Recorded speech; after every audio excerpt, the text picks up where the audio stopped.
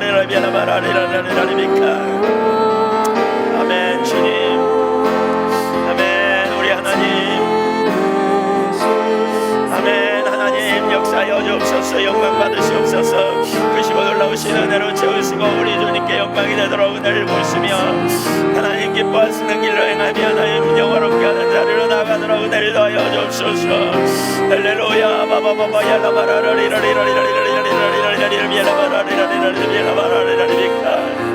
주님 오셔서 역사하옵소서. 주님 오셔서 기름 부어주시옵소서. 주님 오셔서 주님의 길을 보게 하시고 주님이 마셔서 주님만 하실 그 길을 이루시며 주님이 마셔서 능력의 역사를 나타내 주옵소서. 매번 새로워지게 하시고 매번 자유케 되게 하시고 매번 능력의 손길로 역사하시며 하나님께만 영광이 되는 능력이 되는 역사를 경험하도록 인도하여 주옵소서. 할렐루야. 감사합니다. 영광으로 능력으로 임하여 주옵소서. 성령님 더 충만히 더 강한 능력으로 더 강한 임재로 역사하여 주옵소서. 바바바야라바라리로리라리라리라리비카. 하나님 감사합니다. 아멘. 주님 감사합니다. 영광 받아주시옵소서. 주를 갈망하고 사모하오니 우리 가운데 동한 능력으로 오셔서 주의 백성들 회복시키시고 하나님 열방의 교회들에 하나님의 임하셔서 하나님만 하실 크게 일들을 이루시며 하나님 장막터가 넓혀지고 터가 넓혀진 놀라운 역사와 수많은 영혼이 돌아오는 역사를 보게 하여 주시옵소서. 아버지의 부흥으로 우리에게 오셔서 수많은 영혼이 새로워지고 회복되며 온전케 되는 하나님만 하실 크게 일들을 이루어 주옵소서. 많은 뼈가 일어나듯이 하나님 아버지 많은 뼈와 같은 우리의 자녀 세대 우리의 다음 세대들이 세워지게 하시고 진리 안에서 온전케 되며 새롭게 되는 능력의 역사가 일어나도록 우리 하나님 은혜를 더하여 주옵소서. 바바바바 얄라바라리라리라리라리라리라리라리미카 할렐루야 바바바바 얄라바라리라리라리라리라리라리라리라리미카 할렐루야 바바바바 얄라바라리라리라리라리라리라리라리라리라리라리라리미카 할렐루야 하나님 감사합니다. 바바바바 얄라바라리라리라리라리라리라리라리라리라리미카 아멘. 주님 감사합니다. 주님 임하소서. 주님 능력으로 임하소서.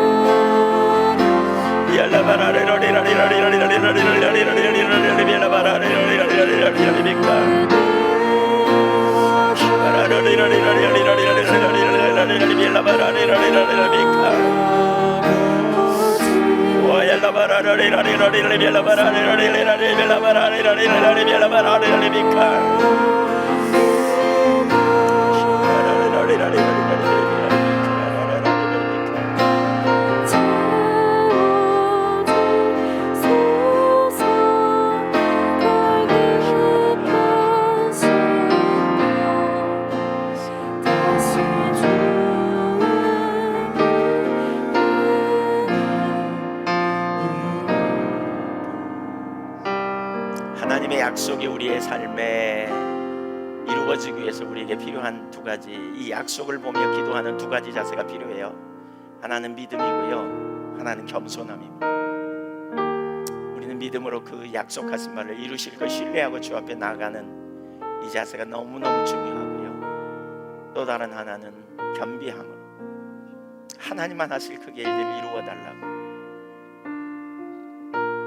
이사야 후반부의 이 부분은 약속입니다. 주님의 비전입니다.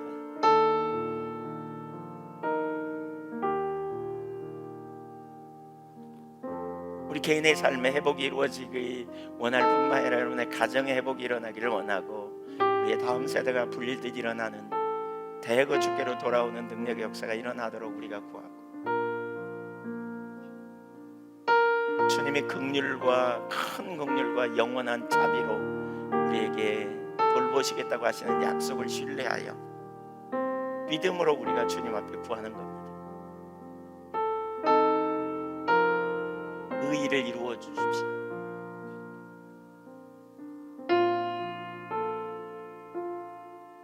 이 시간에 그렇게 좀 한번 기도하면 좋겠습니다. 여러분의 자녀들을 포함해서요, 다음 세대를 위해 기도하면 좋겠습니다.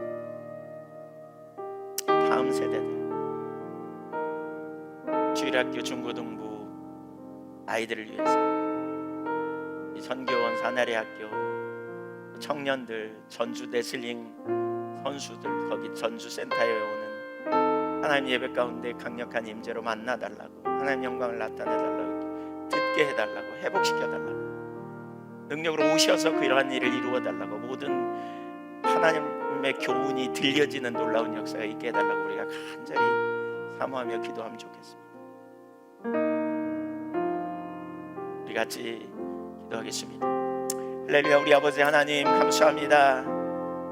아멘. 할렐루야. 우리 아버지 이 시간 겸비함으로 주 앞에 나갑니다. 주님 아버지 영광을 나타내 주옵소서. 약속하신 그 일들이 이루어지기를 원합니다. 하나님 영광을 보기를 원합니다. 태문이 닫혀 오늘날 교회가 쇠퇴하고 있고, 무엇보다 다음 세대가 급속도로 하나님 줄어들고 있는 오늘날의 현실을 보면서 하나님 아버지 정말 하나님께서 다시 한번 교회 가운데 은혜를 부어주시기를 원하고, 각 가정에 은혜를 부어주시기를 원하고, 능력의 임재로 지원받기를 간절히 갈망하며 주 앞에 나갑니다. 할렐루야. 우리 하나님 영광의 주님 오셔서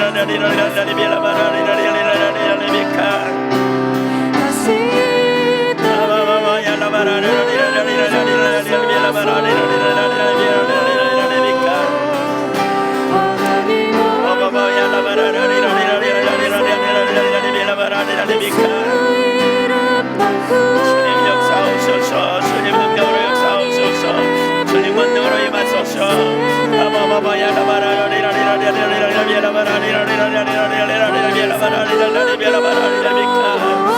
할렐루야. 강한 능력의 손으로 역사하시며 아버지 의도하신 자리로 인도하시며 하나님 하신 놀라운 역사를 보도록 은혜를 부어주옵소서.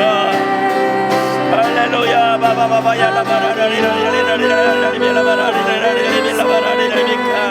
아멘. 주님 역사여 주옵소서. 아멘. 할렐루야. 바바바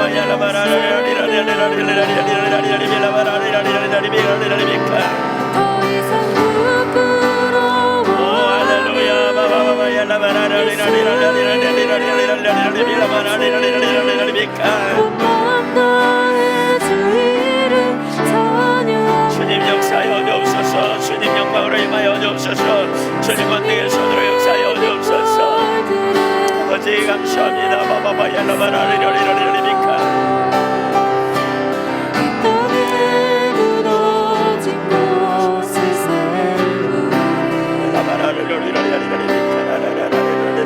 우리에게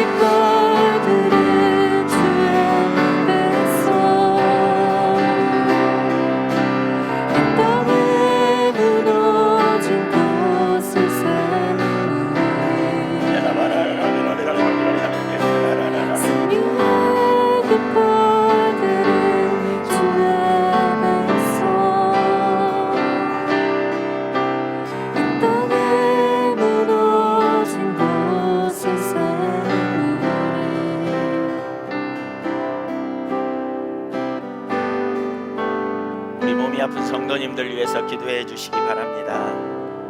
몸이 아픈 분들 한 분 한 분 기도해 주시기 바랍니다. 주님께서 은혜로 회복시켜 주시도록 강한 능력의 손으로 간섭해 주시도록 기도해 주시면 좋겠다 싶고요. 특별히 요양원에 위해서도 기도해 주십시오. 주간보호센터 사람이 없어가지고 많이 적자가 나고 있는 것 같아요. 그 메꾸는 일이 만만치 않고 지금 그런 상황인데 우리도 하나님 필요를 채워주시도록 사람이 거기 더해지도록 해서 채워지고 하나님 순적하게 인도하여 달라고 기도해 주시면 좋겠습니다. 각자 기도하다가 자연스럽게 마치도록 하겠습니다.